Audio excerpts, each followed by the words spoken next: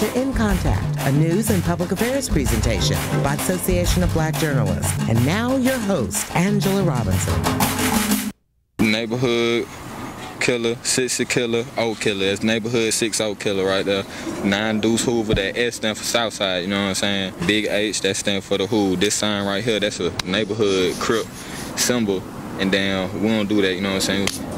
We throw it on H's like that, drop my big H on it like that, throw that 2 on top so they know that Deuce Hoover, 9 Deuce Hoover criminal. That's why I got that C on top of that 5. If you can tell, out of all my letters, the C the biggest, cause that for criminal. What made you decide to join the gang? I felt by myself. I felt alone. I had no family. Mama crackhead. I just wanted to be a part of something that was taking over, and they was taking over to me, so I joined them. I got jumped in by dudes. By dudes? Yeah. How many? Big dudes, like 16. You held your ground? Yeah. When you fall, you gotta get back up. You gotta swing back. I always been a fighter. But I got more respect now. I think that's what it's about for real. The power, the money, and the respect. Good morning. The clip you've just seen is from the documentary If Streets Could Talk. Whether you live in the inner city, suburbs, or rural America, your community may be affected by gangs. We've all seen the sprawling graffiti on countless buildings. We may ignore them as eyesores, but it is so much more and can hold messages about what gangs are in your area. Gangs come in all ethnic groups, but Latins and African Americans have the highest percentages. According to the 2011 National Gang Threat Assessment, approximately 1.4 million gang members belonging to more than 33,000 gangs were criminally active in the U.S. as of April 2011. The report also found that gangs are evolving and engaging in non-traditional crimes such as smuggling of illegal immigrants, human trafficking, and prostitution, as well as using technology to facilitate criminal activity. Many of these gangs are well organized and sophisticated. They have been multiplying and migrating across state lines, entrenching themselves in inner cities, suburbs, and sadly in our schools. The problem is pervasive and sometimes glamorized by popular music and movies. And this morning, we peel back some of the layers to, number one, try and better understand the signs of the gang culture and lifestyle. And two, find out what communities and parents can do in terms of solutions and prevention. And finally, focus on the youth and what can be done to save a generation. We are truly honored to welcome the Chief of the Police for the Atlanta Police Department, Chief George Turner, with us this morning. We're also honored to have Stokes of the Community Teen Coalition, who's also completed the documentary you saw on gangs, If Streets Could Talk, and Art Powell, former gang member, now bullying and gang expert, consultant and author of traumatic memoirs, Gangsta, To Be or Not to Be. Gentlemen, we thank you for being with us. Well, thank you. Thank you for having us. Yes, indeed. That clip, it's very disturbing, at least for me. Very sad, but also lets me know that we've got to find some urgent solutions. Those numbers are ridiculous. I agree with that. We got to stop some of this madness. So let's get right to it, because I think, and as we mentioned, we glamorize this sometimes on television and movies and music. But what is a gang? How do we define that? Well, Angela, first of all, you know, the state defines gang as 2 or 3 individuals that are coming together to create a criminal enterprise. Now, that could be 2 people that are coming together to break in homes. But the fact is, it doesn't matter what the name of that individual gang is. Yes. If they are violating laws together, creating a criminal enterprise, we relate to that as a gang issue, that we can charge a group of individuals who are violating the law collectively. And so the definition means so little. Gotcha. Our challenge is how do we deal with the issues that we have? Absolutely. The Atlanta Police Department are doing, we've always looked at this in 4 prongs. We have to educate our communities. We've got to do prevention, and doing that in our schools as early as middle school and elementary schools. We've got to continue to intervene when individuals are involved in gangs. And then finally, we have to be the law enforcement wing to suppress crimes that they are violating. And so we've been working very diligently in that. We've documented more than 100 additional gangs that we monitor and track in our city. And I know the Atlanta Police Department has really got a special unit, and we're looking at details of that, and we're going to talk more about the law enforcement and the penalties. But basically, and gentlemen, please chime in. I don't need to get hung up on what this gang thing looks like, as the chief so beautifully has put it. Just know, if it's two folks doing something really ugly and wrong and breaking the law, it could be a gang. Is that how that's interpreted? Absolutely. Yes. Is that what you found through documentary? Yeah, absolutely. One thing I've noticed, even going out on the streets, and like you mentioned earlier when you talked about entertainment, just like Chief stated, 2 or 3 or more, if they're involved in a criminal activity, it's considered a gang. So many of these young kids that are involved in rap groups, or it could be a rap group, a band, or anything like that, if they commit an act or someone within that group commit a crime, they are now considered a gang. A gang, right. And so another thing is that the Georgia Gang and Terroristic Act, where they have mandatory sentences added on. So the thing that a lot of these young kids don't realize, if you crime, that's one charge. Right. But also when they add the Gang and Terrorist Act against you, that's another charge where they have mandatory sentences. And some of these sentences are 3 to 5, 5 to 10, 10 to 15 years, depending on the charge. You're a former gang member. Yes. When you hear this, how does it speak to you? And what are you saying to young people now? Well, I really focus now on addressing consequences. A lot of our young people have gotten the media. They look at the media, and it's being advocated and promoted. That image, that gangster image, that thug image of being hard is being promoted. I mean, commercials, magazines, movies. So our kids, our young people think that it's okay to do it because that's what they see every day. That's their reality. When they're playing video games, when the people in their environment, they know that this is okay. You know, the most important sense we have is sight. We copy as people. We copy. We mimic what we see. So in society, these images are being, you know, advocated and promoted again. So, but they're not being told about the consequences that come with being involved with their lifestyle. I always tell young people, I don't know any successful criminals. You better say that. I know people that had a good run, 5, 15 years, they were getting away with doing the crimes. But ultimately, at the end, they end up going to prison, or they were killed, or they experienced some type of tragedy from being involved in criminal activities. And that's what I really try to get them to understand, the seriousness about it.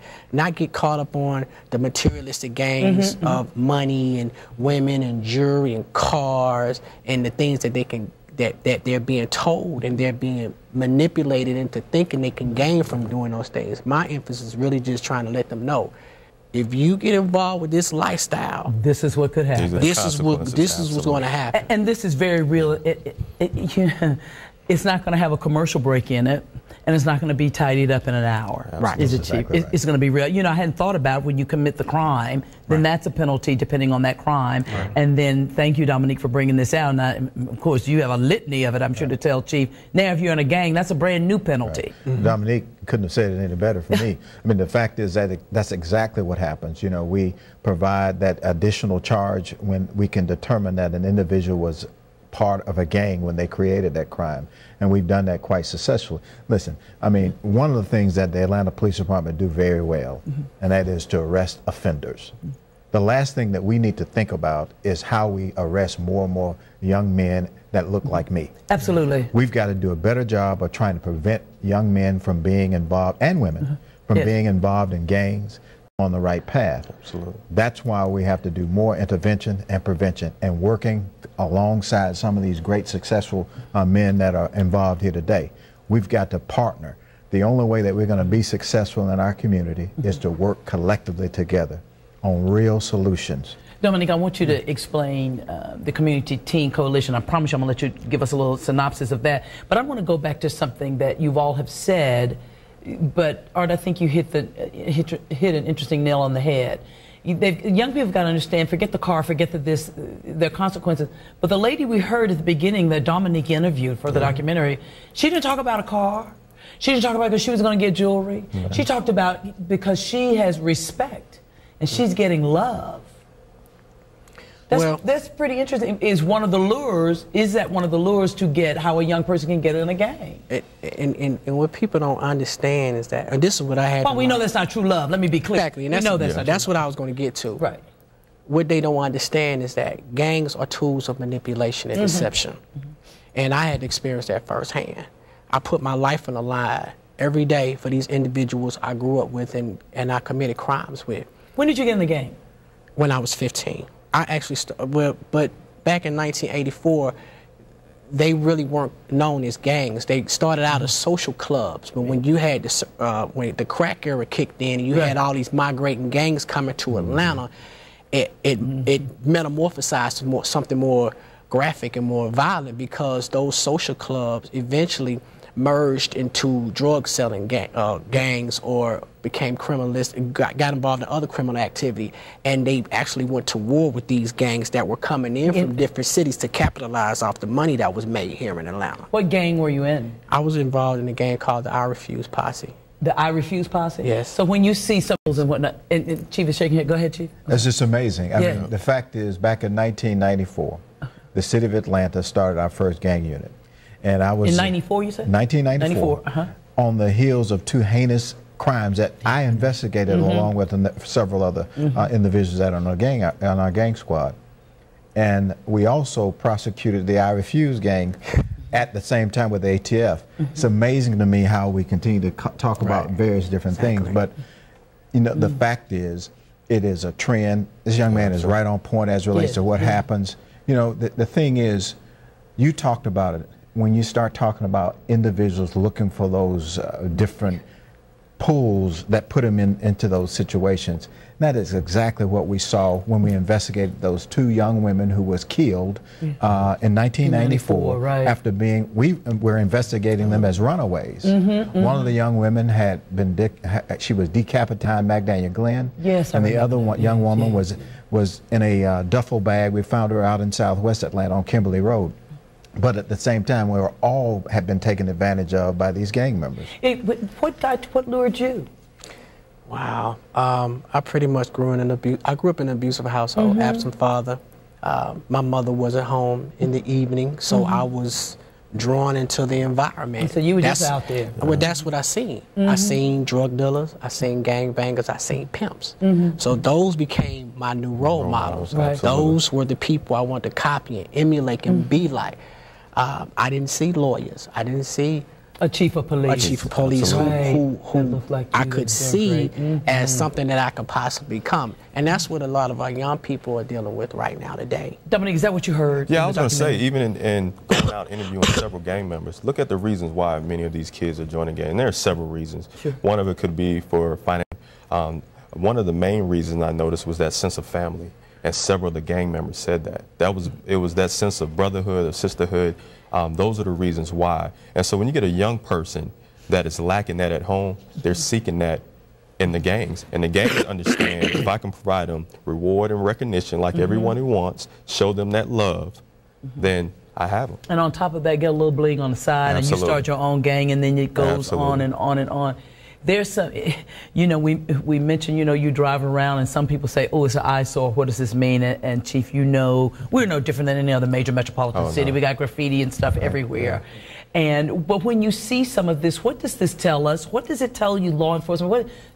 My expert, bully and gang expert, what does this mean when you see these letters? And what does that mean? That's your insane, is that your insane crew? Insane vice lords. Vice lord? Let me also say this, Angela. What you will see. Is that a blood? Is that mean the Bloods? Okay, go ahead. I'm sorry. Go ahead, Chief. What you see around our city and the cities around America, as well as Germany. I just returned from Germany, and you see graffiti. Yes. You see graffiti art. What we encourage people to do is make sure you call the Atlanta Police Department so that we can identify it and then remove it. First of all, we need to identify what it is. Right. Graffiti artists are different from gang members. Yes. Yeah. And so we need to talk about that. But you just said a key thing, an artist and a gang member. I'm going to give an artist his props. Go ahead. Well, there's a difference. What does that mean, though, for instance? What does that mean? Well, these are Cert 13. Right. This is a gang, Cert 13. Okay. There's a difference between tagging and gang graffiti. Exactly. And a lot of times what you see in some of the areas, it could be just tagging, which Chief just mentioned. These are artists. Taggers are connected to tagging crews. And what they do. Violation of law also. Yeah, absolutely. So what they do is try to, that's still against the law. And if you get two or more together, he's going to slap something else on you. Go ahead. Yeah, absolutely. This information right here is gang graffiti. So these gangs is territory. So they're marking their territory. Blood in, blood out. Yeah. So they're letting you know this is our territory, this is our area, and also it can be a sign of dissing rival gang members, and other gang members, rival gang members know if I go in this territory, it may be Blood, Crip, Insane, it could be different gangs within that area. You know, we saw the gentleman in the beginning slapping his hand and all of that. Did you have to go through all of that ritual? Did you tag? Did you graffiti?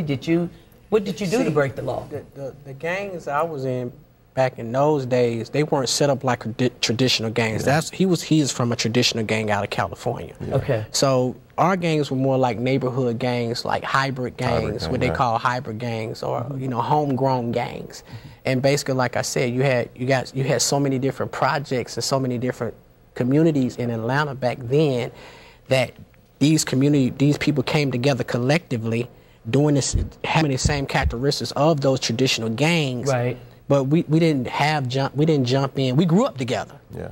So we didn't have to go through a process of trying to prove who we were because we fought together. We shared each other's clothes. We did. So you just form your own internal neighborhood gang. Exactly. Yeah. And broke the law. Exactly. Yes, we did. And broke the law. You did time. Yes. Right. I did. And your reform is all good, but we just wanted to get it all out on the table. When we look at the graffiti, and you, first of all, want to clean it up, but it gives you an identification of who might be in town, who might not be in town, what's doing what. How does all of this come together as we talk about the Community Teen Coalition? Because your partnership is the key so that we can save some lives, end it, and get some consequences, as you're trying to tell folks ahead of the... Right. Put it out of business and take something off your plate to worry about. That's right. It starts with the community first. Yeah, I mean, you got to understand this. If the community doesn't acknowledge that there's a problem, then partnerships are going to struggle.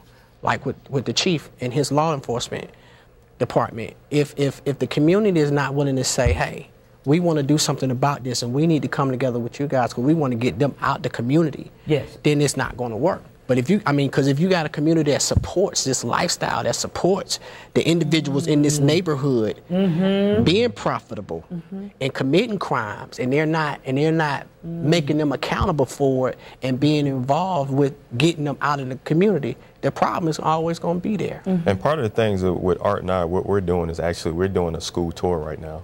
And it's called Bully and Breeze Gang Members. So we're going into the schools, educating these kids on the law, on the consequences, because many of these kids have no idea. And so part of that, with the partnership that he just mentioned, you have to give these kids an alternative. So it's easy to say you want a kid out of a gang, but if you get them out, what are you going to do with them next? Right, and that's the problem I'm seeing, because I'm getting all the time where young people say, you know what? I want to get out of the gang. Mr. Stokes, I'm looking for a job. I need help. So part of Community Teen Coalition, we have an entrepreneurship program. So we have contracts throughout Atlanta. We have Italian ice carts, Grady Stadium. We have carts there where these kids, they learn the very basics of business, money management, financial literacy. And so now they understand, instead of selling drugs, you might not make as much money, but you know what? I don't have to watch my back or worry about being incarcerated or dead. And so that's how you can get options. Respect, and that's how you can get some self-esteem. It's got to start there too, Chief, and that's how you can get some love. Are they hearing you? Yes, they are. The problem is like Art said, is getting the buy-in from it has to be a collective effort. We've been doing it for several years, so now hopefully, partnering with the Atlanta Police Department. Yeah, I tell you what, and as I said, part of our mission in the Atlanta Police Department is to reduce crime. Period. And to improve the quality of life and partner with our community. And so look to partner with anybody doing things positive. We have our Police Athletic League that we're doing doing work, and we're teaching gang resistance in the schools. But the truth is, we have to provide more opportunities for community and private associations like these young men, so we can work together to get to an end. And I appreciate this opportunity for you to put the show on. Oh, we appreciate doing this because we need to know. We need to be educated. Chief, I will take, before I ask this, how did you get out? Wow. I just when I went to prison, I was done. I went because I went. And to do you prison. ever really get out of a gang? You can always get out of a gang. You see, But how did you look at me this way? How did you get out up here? That's what I'm saying. It starts from here. That's why I say I made up in my mind when I knew I was finna do time. Well, this not the life for me. So regardless of the consequences that came after that, I wasn't concerned because I spent the 2.5 years of my life in prison. Yes. So, and they weren't there for me at all. So that was my reality. And that's why I said that's when I learned and I started realizing that the years I was involved in gangs on the street and in prison, they were tools of manipulation. They seen that I had a weakness, that I had low self-esteem. They seen I didn't have a family support system. They seen that financially I was struggling, and they basically prey on those things. They look at those things as an opportunity to lure people in and draw these young people in and say, we got you. I see you got holes in your shoes. I'll buy you another pair of shoes. Right. You know, you need some new clothes. I'll give you some clothes. I was going to say, I mean, that's what even what Chief was talking about, intervention and prevention, how critical that is. Because when you look at Georgia, we spend over $1 billion a year on incarceration. Right now, there's $3,600 that's being spent on public school. Right. $6,800 that's being spent on university system student. $18,000 is being spent to incarcerate a person. So more money out of $1, 50 cents is being used for incarceration. So we need to change that. Absolutely. It's a brand new business institution. I think recent numbers and even the new Jim Crow book, and I think it's the sister that just did the book, talked about we've got more black men incarcerated than we had in slavery. Absolutely. It was slaves, and you know that's beyond unnecessary and deep. Go ahead. She's absolutely right. That's outrageous. At the same time, we have challenges with when people are breaking into folks' homes, and when you go to community meetings, Ms. Johnson don't care anything about the social ills of that person that broke into her home. That's right. I mean, because she wants you to stop somebody from breaking into her home. And as a law enforcement official, I have to bring that person to justice, and our justice system have to make a decision as it relates to what happens to that young person. I continue to talk about is what we do to prevent young people from being a part of this vicious cycle. And that's why I think we need to continue to partner with community groups and individuals such as these two young men on how we get out there to make a difference in the lives of these young black people. When we see certain things we said about the graffiti, we need to let somebody know. Yes. Now, when even in the beginning clip, and I think we have some more tape. They've got all the signs, and so if parents see, I'm not trying to get everybody paranoid, but come on, if parents see, here we go, some of these signs and signals from their children, they need to call somebody. Absolutely. Or is it too late? No, it's not too late. I mean, it's never too late. What? Because that's what they is on call it stacking or hand signals. It's a way of communicating. And so you can communicate to one of your gang members or to rival gangs. You can also diss a rival gang by doing these hand signals, exactly what these guys are doing. And so what they're doing is acknowledging their set.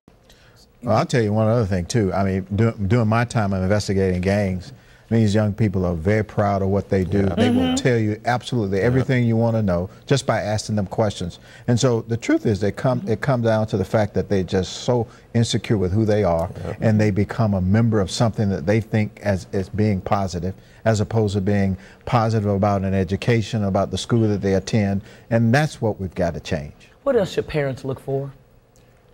I mean really seriously, what do they need to just... Attitude. Because in our day, you did absolutely I think that's the problem. A lot of parents aren't looking for it. That's right. The reality is this, you know, and it goes twofold.